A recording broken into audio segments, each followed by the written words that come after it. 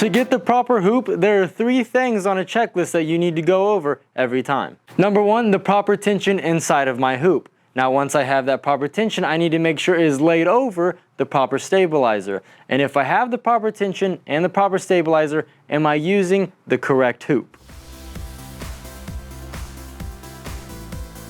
In today's video, we're going back over the tension in our hoop. We have too loose, too tight, and just right. And we're going to show you what all 3 of those look like. First of all, we'll start with too loose. Too loose is when I have a trampoline-like bounce inside of my hoop, and because most embroidery machines stitch anywhere from 600 to 1200 stitches per minute, it will cause a ton of bounce inside my hoop and an odd displacement of stitches, making it look like a bad tattoo. How do I know if what I have hooped is too loose? Well, there's a couple key signs. 1, if I have a ton of play inside of my hoop, it's going to be too loose. If there is a large gap or even any gap between my fabric and my hoop, that is also too loose. And finally, we'll have wrinkles inside of our hoop.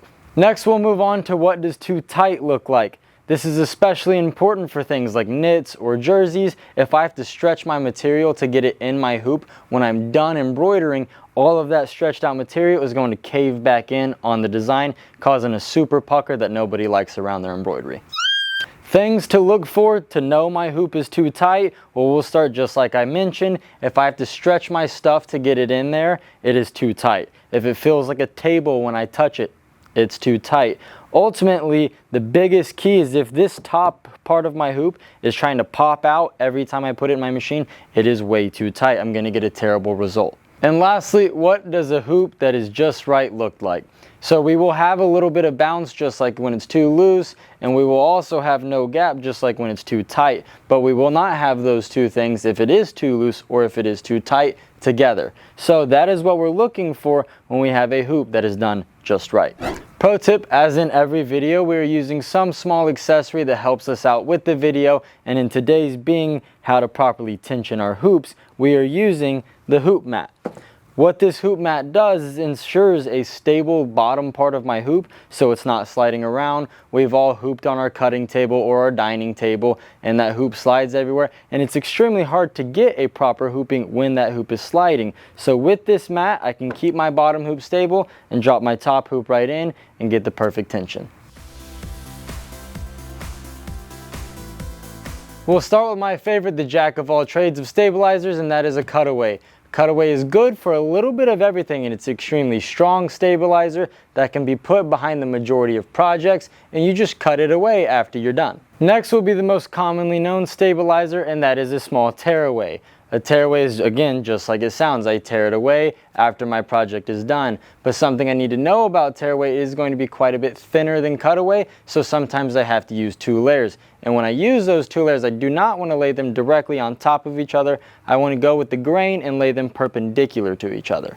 Moving on from there, we'll go into another tearaway, and that is a peel and stick. And as you can probably tell, stabilizers are very upfront about their names. So a peel and stick is going to have a smooth layer over it that when you hoop it, you go and score it, and it will expose the sticky part of that stabilizer. This gives you the ability to float your projects rather than having to hoop your top layer. This stabilizer works really well with things like knits, where you don't want to have to stretch the fibers when you're hooping and get that puckering like we mentioned in the last video.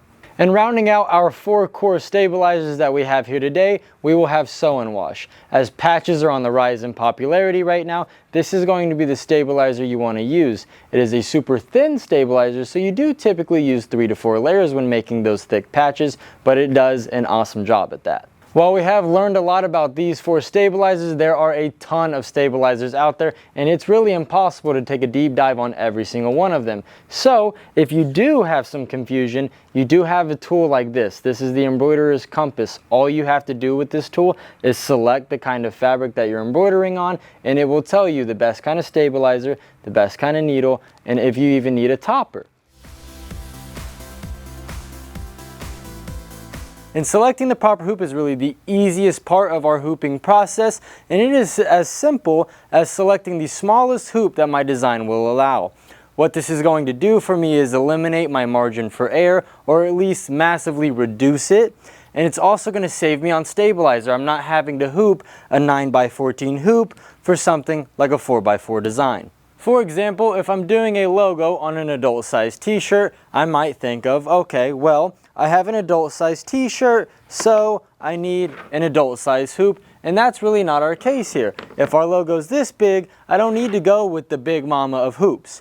And even if I have a medium size hoop, I really don't need to go with that. I need to go with the right one, and that right here is this little bitty hoop that's gonna solve all of our problems, save us stabilizer, and minimize our frustration. So to recap, you can break this down to one simple thought. You are not hooping for the size of the garment, you are hooping for the size of the design. Now, while your embroidery machine always comes with hoops, you are never limited to just those hoops. Here we have our specialty hoops. These specialty hoops are meant to do nothing but make your life easier. Sometimes they are thrown in with your cells, but more than likely not, so let's go over what they are.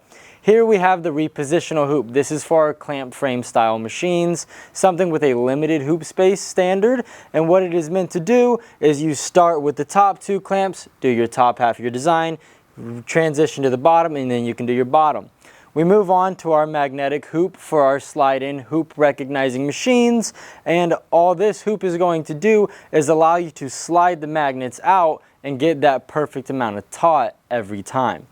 We move on to our brother PR machines or multi-needles. This is going to be the 5x7 magnetic clamp frame. The entire purpose of this frame is it does not come off of the machine to hoop it, making hooping really quick. Finally, we have our Durkee frames, and these are what we also know as our apparel frames. They're for doing things like sleeves. They come with the tiny little attachments that can slide right up the sleeve so you can do a small logo.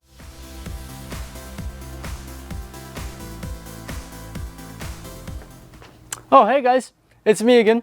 If you found this video helpful, go ahead and help us out with that YouTube algorithm and drop us a like below. We're posting videos like this weekly, so subscribe and don't miss a thing.